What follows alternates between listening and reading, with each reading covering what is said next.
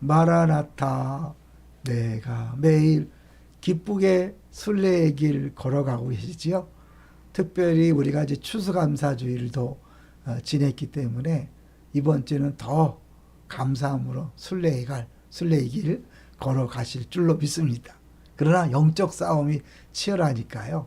이 시간에 다시 한번 힘을 얻고 또 남은 시간 동안 승리하시기 바랍니다. 오늘 제목은요, 염려로부터 해방되는 최고의 방법이다. 주일날 잠깐 말씀드렸지만 이제 총정리식으로 염려에서 해방되는 최고의 방법을 알려드리려고 해요. 우리 추수감사주일 때 제목 기억하시죠? 최고의 고백이다. 그래서 최고의 고백은 감사를 넘어서 용서까지 가는 것이다. 염려에 대해서 잠깐 얘기했는데요. 염려는 그야말로 백해무익이다. 동의하시죠? 백해. 그러니까 아무 유익이 없을 뿐만 아니라 해로운 거죠. 이걸 사전적인 의미로는 온통 해롭기만 하고 하나도 이로울 것이 없다. 염려가 그렇다는 거죠. 그건 영어로 표현한 거예요. Nothing could come. 아무것도 없다는 거죠. 염려란 뭐냐? 염려란 마태복음 6장 27절에 예수님이 분명히 말씀하셨거든요. 누가 염려함으로 그 키를 한 자나 더할 수 있느냐? 없다는 거죠. 요거를 NIV 성경에서는 누가 염려함으로 그 생명을 1시간 연장할 수 있느냐.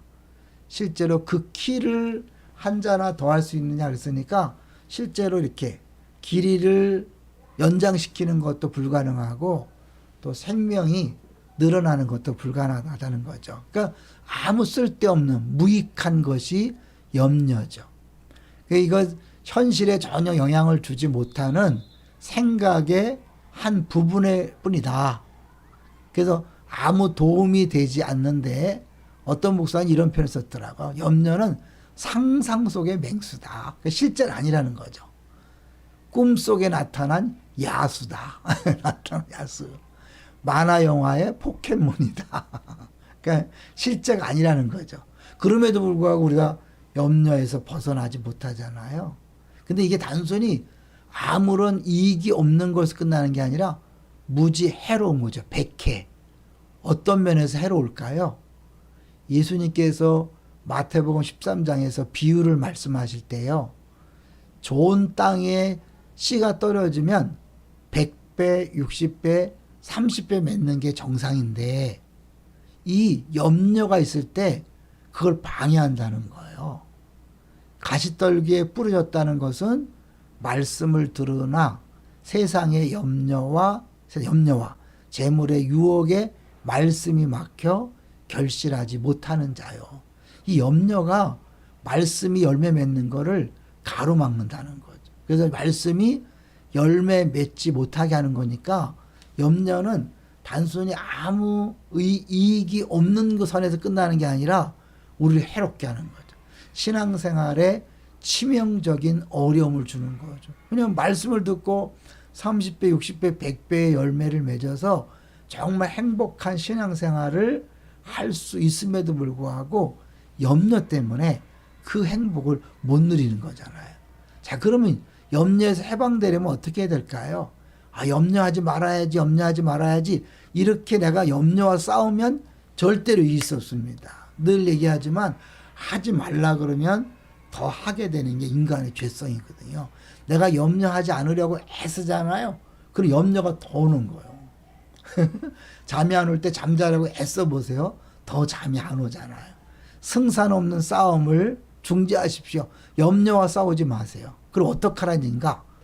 염려하지 않으려고 노력하는 것이 아니라 거꾸로 범사에 감사하는 것이 승리의 비결입니다. 왜 그렇게 말할 수 있냐면 아무것도 염려하지 말고, 염려의 상황은 오는 거예요. 그런데 그 상황에서 염려하지 말고 모든 일에 기도와 간구, 모든 일이잖아요. 무엇이든지 너희 구할 것을 감사함으로 하나님께 아뢰라.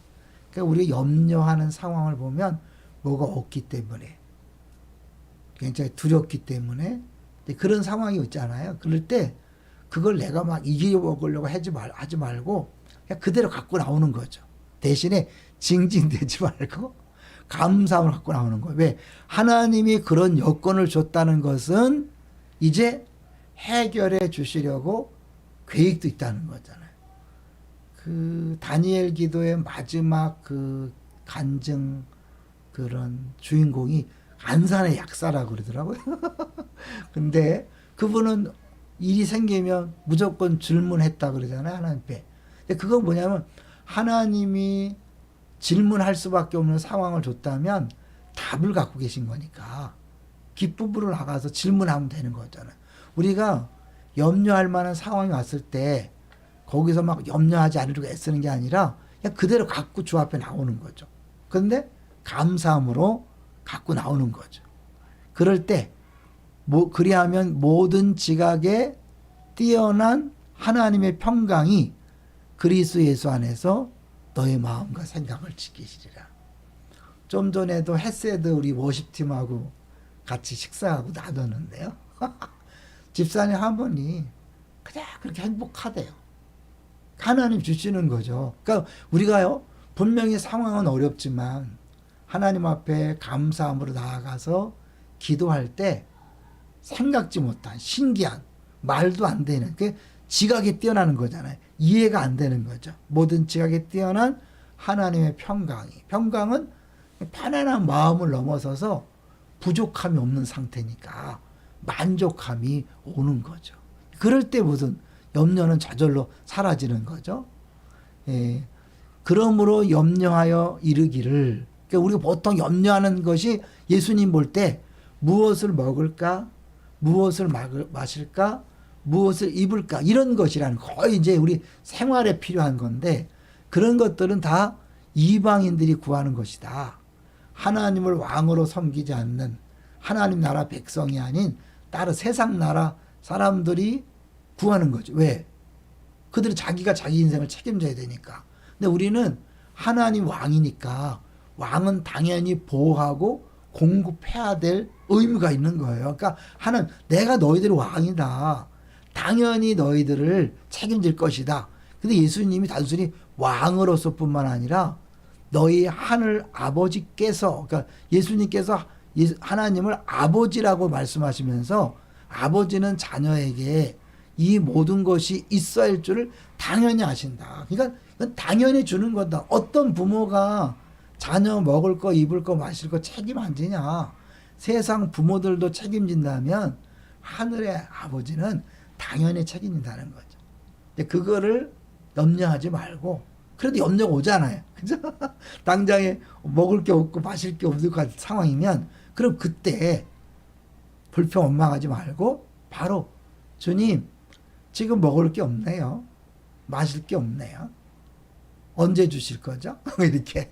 그리고 뭘 주시려고 이렇게 또 굶기시나요? 이렇게 할 수 있잖아요. 그러는 순간 어떤 것도 우리에게 염려로 다가오는 것이 아니라 자연스럽게 이제 기쁨과 감사와 감격, 오히려 기대감이 넘쳐나는 거죠. 실제로 한번 해보셔야 돼요. 이건 이론이 아니라 실제로 해보시면 아, 그렇구나라고 깨닫게 될 것입니다. 자, 염려로부터 해방되는 최고의 방법은 뭐라고요? 감사합니다. 감사함으로 하나님께 모든 것을 아뢰는 것입니다. 그러면 염려는 사라지고 오히려 기도 응답의 기쁨이 충만하게 될 것입니다. 그리고 미래에 대한 두려움에서 벗어나 기대감이 넘칠 것입니다. 할렐루야.